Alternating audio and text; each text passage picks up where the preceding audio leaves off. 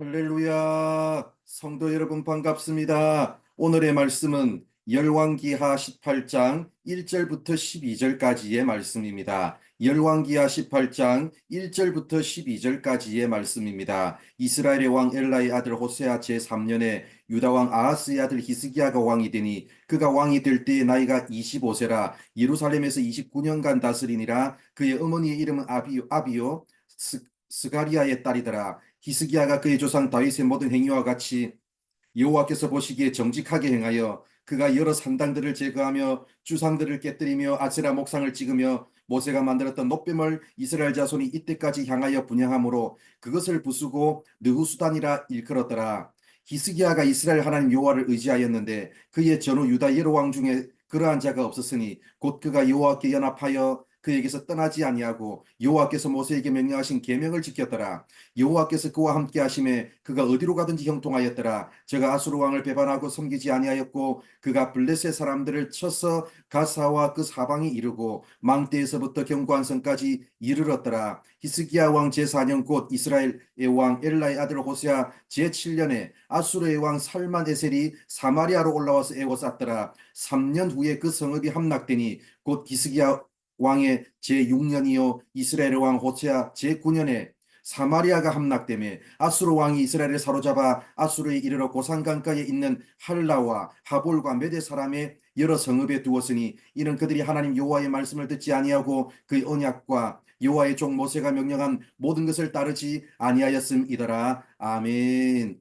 어제까지 우리가 봤던 말씀은 북이스라엘 이야기였습니다. 오늘은 남유다의 이야기입니다. 오늘 우리가 읽은 말씀 1절을 보면 아하스의 아들 히스기야가 남유다의 왕이 되었습니다. 3절을 보면 히스기야가 다윗의 모든 행위와 같이 여호와께서 보시기에 정직하게 행하였다고 말씀합니다. 히스기야의 아버지 아하스는 이방신을 섬기고 성전을 우상의 제단으로 물들였던 그런 왕이었습니다. 그런데 4절을 보면 히스기야는 산당들을 제거하며 주상을 깨뜨리며 아세라 목상을 찍으며 모세가 만들었던 노뱀을 부수었습니다. 한마디로 우상숭배적인 요소를 모두 제거했습니다. 게다가 모세의 노뱀마저도 백성들이 우상시하면서 섬기자 그것마저도 우상숭배적인 요소라고 여겨서 없애버렸습니다. 남유대의 하나님만 온전히 섬기는 왕이 모처럼 나왔습니다. 결국 성경은 히스기야를 향해서 이런 평가를 내렸습니다. 5절을 보면 히스기야가 이스라엘 하나님 여호와를 의지하였는데 그의 전후 유다 여러 왕 중에 그러한 자가 없었으니 이렇게 하나님을 잘 섬긴 왕이 없었다는 뜻입니다.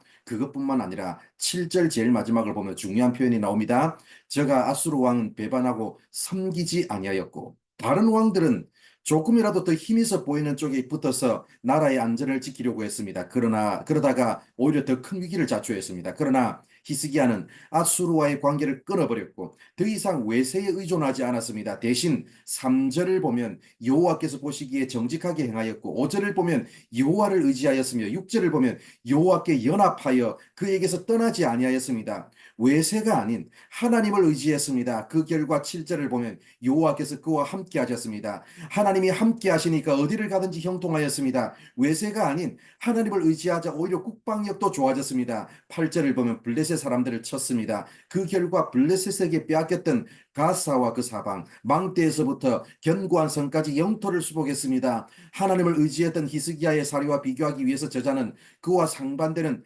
북이스라엘의 마지막 왕 호세아 이야기를 덧붙였습니다. 9절을 보면 아수르의 왕 살만에셀이 사마리아로 올라와서 에워싸고 공격을 해왔습니다.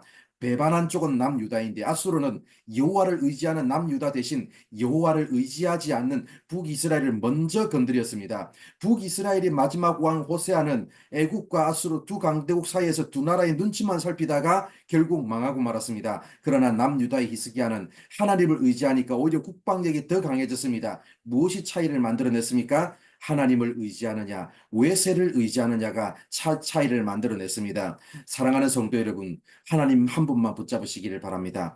그러면 그 어떤 것도 두렵지 않을 것입니다. 그 어떤 힘 있는 세력도 하나님을 의지하는 여러분을 함부로 대하지 못할 것입니다. 하나님과의 관계가 가장 중요합니다. 지금 우리의 삶에 내 힘으로 헤쳐갈 수 없고 내 힘으로 이길 수 없는 문제가 닥쳐온다고 할지라도 히스기야처럼 하나님을 의지하고 하나님의 말씀에 순종함으로 하나님께서 형통케 하시는 복을 받는 우리 모두가 되기를 바랍니다. 기도하겠습니다. 하나님 감사합니다. 오늘도 이렇게 우리를 사랑하여 주셔서 부족한 우리들에게 말씀해 주셔서 감사합니다. 하나님께서 아버지 하나님을 의지하는 사람들을 어떻게 형통케 하시는지를 보여주심을 감사드립니다. 아버지 오늘도 우리 하루를 살아가면서 하나님만 바라보게 하시고 하나님만 의지하게 하시고 하나님 말씀에 순종하며 따라가는 우리 모든 성도들 되게 하여 주시옵소서. 오늘 하루의 삶도 하나님께서 이끄시고 인도하여 주실 줄 믿사오며 예수님의 이름으로 기도드립니다. 아멘.